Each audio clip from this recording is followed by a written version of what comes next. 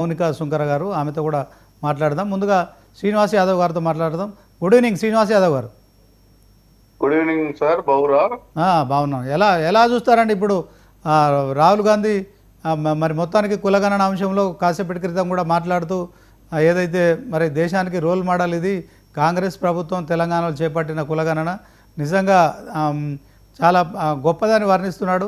దీంట్లో మరి బీజేపీ ఓవరాల్గా మీరు బీజేపీ ముందు ఒక గోల్ పెట్టారు.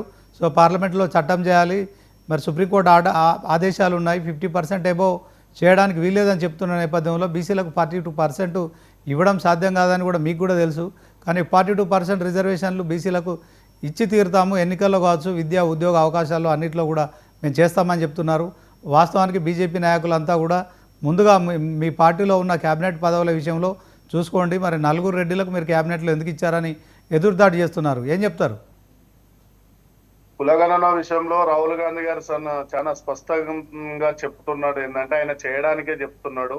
4 రెడ్లు అంటే గతంలో టిఆర్ఎస్ ప్రభుత్వం అయినా ఉత్తరప్రదేశ్ లో అమిత్ షా గారినైనా నరేంద్ర మోడీ గారినైనా ఒకటి అడగదలుచుకుంది ఏంటంటే, మీరు ఉత్తరప్రదేశ్ లో యోగి అని ఒక సీఎం గారు ఉన్నారు కదా, ఆయన ప్రభుత్వంలో ఉన్నోళ్ళంతా ఓసీలు ఎంతమంది ఉన్నారు? అక్కడ ఉన్న 82 ఎంపీలల్లా అక్కడ ఉన్న కేంద్ర మంత్రులు దేశంలో ఎంతమంది ఉన్నారు? ఇక్కడ చూసుకుంటే నరేంద్ర మోడీ కూడా కన్వర్ట్ ఒక బీసీ. ఎట్లా అంటే మన ఆంధ్రప్రదేశ్ పక్క రాష్ట్రం ఇంత ముందుకు మన కలిసి ఉన్న ముందటి రాష్ట్రంలో కాపులు, ఇక్కడ 300 కాపులు బీసీలు ఎట్లనో ఆ రాష్ట్రంలో కూడా కాపులు, అక్కడ ఉన్న కాపులు కూడా బీసీగానే ఉంటే దాన్ని ఓసీగా చేయడం జరిగింది. అదే విధంగా ఇదే సేమ్ టైం మన గుజరాత్ లో ఈయన బ్రాహ్మణ్ కమ్యూనిటీకి సంబంధించిన ఓసీ అయితే అగ్రనాయకుడు అయితే మోడీ, ఆయన ప్రభుత్వంలో 3 సార్లు ముఖ్యమంత్రి చేసిండు కాబట్టి ఆయన జీవోలు పాస్ చేసుకొని వాళ్ళ క్యాస్ట్ ను ఒక బీసీలో కన్వర్ట్ చేయడం జరిగింది అంతే. ఇప్పుడు యాదవులు తెలంగాణ కాదు, ఆల్ ఓవర్ ఇండియాలో మొత్తం ఎక్కడ పోయినా కూడా ఓబీసీలు, ఎస్సీలు కొన్నిట్లలో చేంజ్ అవుతారు, ఎస్టీలు సేమ్ ఉంటారు, గోండ్లు ఆదివాసులు వీళ్ళంతా. సో వీళ్ళు కిషన్ రెడ్డి గారిని ఇక్కడనే అడుగుదాం, ఎక్కడనో కాదు. మొన్న మేము కులగణన అనేది స్పష్టంగా 100కు 100% 4 రెడ్లు అంటే మొన్న వాకేటి శ్రీహరి ఒక బీసీ బిడ్డ, అట్లనే కొండ సురేఖ, ఇట్లా తీసుకుంటూ పోతే పొన్నం ప్రభాకర్ గారు అనేక మిత్రులకు మేము చేయడం జరిగింది. పార్టీల కష్టపడ్డోళ్ళకి ఇచ్చిరు. కులగణన అనేది కంపల్సరీగా కూడా ప్రత్యేకంగా ఆనాటి నుంచి ఈనాటి వరకు రాష్ట్రాల విషయంలోనైనా, బీసీల కోటలోనైనా, ఎస్సీ ఎస్టీలకైనా ఎవరికైనా ఇచ్చిన పార్టీ ఏదో కాంగ్రెస్ పార్టీ. సో వీళ్ళు చెప్పుకుంటూ పోతే ఇనుకుంటూ పోతే ఈ ఏమైపోతుందంటే పొద్దున్న లేస్తే నువ్వు చేసిన పని ఏందో చెప్పారు బీజేపీ వాళ్ళు. ఏమున్నా కూడా బీజేపీలో ఒకటే అంశం, దేవుడిని అడ్డం పెట్టుకోవాలి, ఓట్లు అడగాలి, దేవుడిని అడ్డం పెట్టుకోవాలి, పబ్లిక్ ఖరాబ్ చేయాలి. నువ్వు కులగణన అనేది దేశానికి జేపీ నడ్డా అనుకుంటా ఇప్పుడు బీజేపీ ప్రెసిడెంట్. మేము దళితుడిని దేశానికి ఒక ఖడ్గే గారిని దళిత బిడ్డని దేశానికి ప్రెసిడెంట్ చేసినాం. అక్కడ తీసుకుపోయి ఇక్కడ ఒక ఈటల రాజేందర్ ని బీసీని చేయండి మీరు, అక్కడ తీసుకుపోయి ఎస్సీని ఎవరినన్నా, ఎస్సీ బిడ్డలు చాలా మంది ఉన్నారు, ఎస్సీ బిడ్డల్ని తీసుకుపోయి దేశ ప్రెసిడెంట్ చేయొచ్చు కదా అని మేము మా ఒక ఆలోచన. ఓకే, ఇప్పుడు మీరు చెప్తుంది బాగానే ఉంది. మీరు కులగణన చేశారు. సో బీజేపీ కూడా మరి కేంద్రంలో ఉన్న అధికారంలో ఉన్న బీజేపీ కూడా ఓకే జనగణన చేస్తామని చెప్పారు. సో మొత్తానికి ఇప్పుడు ఎన్నికలు సమీపిస్తున్నాయి.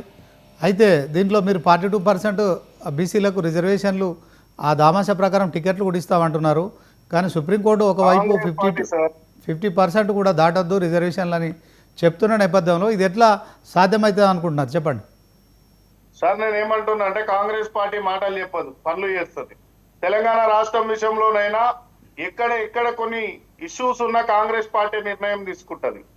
ఎక్కడ ఏం చేయాలనుకున్న కులగణన అనేది స్పష్టంగా రాహుల్ గాంధీ గారు దేశంలో పిఎం ప్రధాని అయిన తర్వాత, లేకుంటే కాంగ్రెస్ పార్టీలో ఎవరు ప్రధాని అయినా 100% మొదటి సంతకం ఆనాడు ఉచిత కరెంటు మీద ఎట్లా పెట్టిరో కులగణన కోసం కనుక అదే ముందడుగుంటది.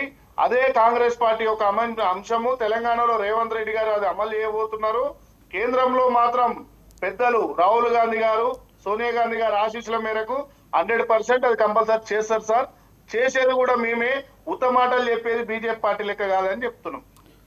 ఓకే, దీంట్లో తెలంగాణ సీఎం రేవంత్ రెడ్డి మరి ఇన్ని రోజులు గాంధీ కుటుంబ సభ్యులను కలవట్లేదు అని కూడా ప్రచారం జరుగుతుంది కదా. ఇప్పుడు ఆ, గాంధీ కుటుంబంతో రేవంత్ రెడ్డికి సన్నిహిత సంబంధాలే దూరం పెడుతున్నారనే ప్రచారం కూడా జరుగుతుంది కదా. దీన్ని ఎట్లా చూస్తారు?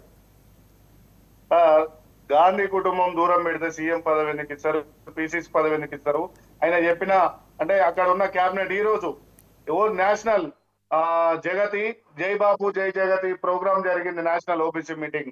అనిల్ కుమార్ యాదవ్ గారు నేషనల్ ఓబీసీ చైర్మన్ ఆధ్వర్యంలో తెలంగాణ డిప్యూటీ సీఎం ని పక్కకు కూర్చోబెట్టుకొని, అదొక బహుజన మీటింగ్ కాబట్టికే, జై జగతి పార్టీది కాబట్టికే తెలంగాణ డిప్యూటీ సీఎం బట్టి విక్రమార్క గారిని కరిగే పక్కకు కూర్చోబెట్టుకొని ఢిల్లీలో ఆ స్థానంలో కూర్చోబెట్టారు సార్. అది కాంగ్రెస్ పార్టీ యొక్క అభిమానం అనుకోవాలి, చేసే పని తరం అనుకోవాలి. వాళ్ళు అభిమానించే నాయకులని కాంగ్రెస్ పార్టీ దగ్గర తీసుకుంటది, చేస్తది.